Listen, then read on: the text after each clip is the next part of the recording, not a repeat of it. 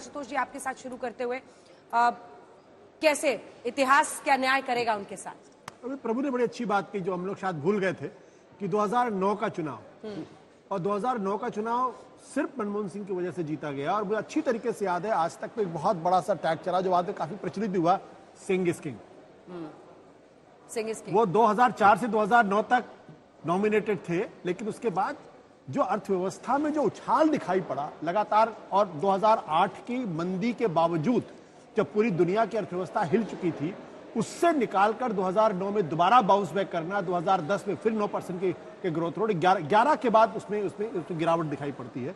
मुझे लगता है अगर उस वक्त मनमोहन सिंह जैसे प्राइम मिनिस्टर नहीं होते तो शायद 2008 की मंदी से बाहर निकलना भारत के लिए बहुत मुश्किल होता। और उसके फौरन बाद चुनाव हुआ था, याद रखिएगा, उसके पहले 26/11 हो चुका था। तो 26/11 जैसी आपदा, 2008 की मंदी, और उसके बावजूद भारत कांग्रेस पार्टी को 145 से 203 का आंकड़ा मिलना, कम से कम उसमें तकरीबन 57-58 सीटों का इजाफा जो हुआ था, उसके लिए अगर कोई जिम्मेदार था मनमोहन सिंह थे। और उसमें एकमात्र दो चीजें थी, एक तो ये जो 60,000 करोड़ का उन्होंने किसानों का माफ किया था, और दूसरा जो इकोनॉमी बूम कर रही थी वो। तो ये अलग बात है कि नॉमिनेटेड थे, लेकिन बाद में वो अपने रंग में आ गए थे एक तरीके से।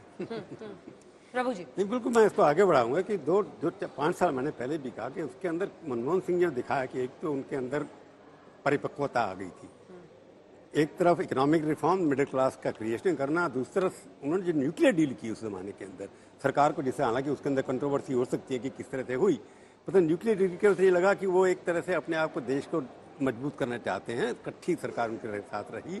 और तीसरा जो उनकी छवि बन गई थी कि आगे जाकर के और काम करेंगे, तो political, semi political Manmohan Singh, economist, दोनों का कॉम्बिनेशन होकर के वो जब चुनाव के अंदर गए तो 206 सीट में, हालांकि उनको कैंपेन में यूज नहीं किया गया, परंतु मनमोहन सिंह के चेहरे पर, और सोनिया गांधी पार्टी जो है उनको भी क्रेडिट देना चाहिए कि वो 145 से लेकर 200 पर आ गई। परंतु अगर 2009 से 2014 तक वो अपनी पॉलिटिकल अथॉरिटी, जो मैंडेट उनको मिला था, वो उसको यूज नहीं कर पाया अपनी अथॉरिटी को। इसका जो एक इतिहास की वजह से उनको थोड़ा सा कभी देखता है कि जो आपके पास पावर आपके पास डेमोक्रेटिक तरीके से आई थी कि आपको लोगों ने दोबारा चुनकर भेजा था, तो अपनी अथॉरिटी को आप असर्ट कर सकते थे कि मैं ये चाहूंगा कि मेरी वजह से आप जीते हैं तो मैं अपनी मर्जी की कैबिनेट बनाऊंगा, मैं अपने हिसाब से एक्शन लूंगा करप्ट लोगों के खिलाफ। उसके बाद वो थोड़ा कंप्रोमाइज करना शुरू कर दिए गए, जो उनको कहते हैं कोएलिशन कंपल्शन है। तो पहला चरण उनका 2004 से 9 का ऐतिहासिक है, गोल्डन पीरियड है कांग्रेस पार्टी के लिए और मनमोहन सिंह के लिए। 2009 से लेकर 2014 के अंदर कुछ उनके अंदर कमजोरियां आई थी, जिसकी वजह से कांग्रेस पार्टी वहां पर निबट करके आगे जिस तरह से हुआ। शशि जी, इससे पहले कि मैं आपसे एक अंतिम प्रतिक्रिया लूं, जरा ये सुनाना चाह रहे थे हम लोग पहले भी, कोलकाता में मनमोहन सिंह जी की छोटी बहन गोविंद कौर रहती हैं और भाई के निधन के बाद वो दुखी हैं, बात करने की स्थिति में नहीं है, लेकिन उनके बेटे गुरदीप सिंह ने हमारे सहयोगी अनुपम मिश्र से बात की है, सुनिए। उनके जो डॉटर है उनके साथ में हम टच पे हैं, कल रात से उनसे बातचीत चल रही है, आज दिन में सुबह भी बात हुई हमारी। तो उनकी छोटी डॉटर आज एक्सपेक्टेड है, अमेरिका से आ रही हैं, तो कल ही क्रिमेशन जो होगा वो कल होगा। तो मेरे बड़े ब्रदर और भाभी चले गए हैं, मैं भी शाम को जा रहा हूँ। मम्मी की एक्चुअली बहुत मन है लेकिन हेल्थ परमिट नहीं कर रही है, डॉक्टर्स ने भी एडवाइस किया कि वो ना ट्रैवल करें। तो मन तो है लेकिन आई थिंक एडवाइजेबल नहीं है उनको ट्रैवल करना, तो आई थिंक वो नहीं जा।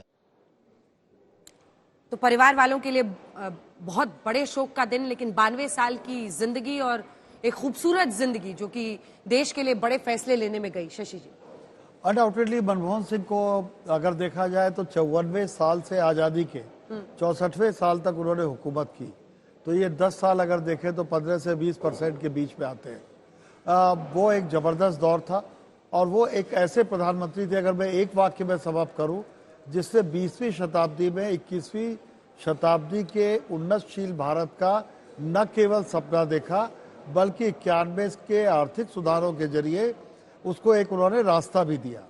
दूसरी बात मैं जरूर कहना चाहूँगा कि अगर 2009 की जीत का सेहरा उनके सिर पे बनता है तो 2014 की हार का सेहरा किसके सिर पे जाएगा, एक बात। दूसरी बात, हमें उनकी सारी अच्छी चीज़ों के बावजूद एक फैक्ट ये भी है कि 2009 के मुकाबले 2013 में आम आदमी की आमदनी में काफ़ी इजाफा हुआ था। वो अकेला पैमाना नहीं होता, अटल जी छींच गए थे और 2009 का जो इलेक्शन था वो आडवाणी जी को सामने रखकर लड़ा गया था। शायद जनता को वह भी ग्राह्य नहीं हुआ। एक पॉइंट है, लेकिन इससे मनमोहन सिंह का महत्व कतई कम नहीं होता। वो एक ऐतिहासिक प्रधानमंत्री थे, मैं ऐसा हमेशा मानता रहा हूं और इतिहास भी उनको ऐसे ही दर्ज करेगा।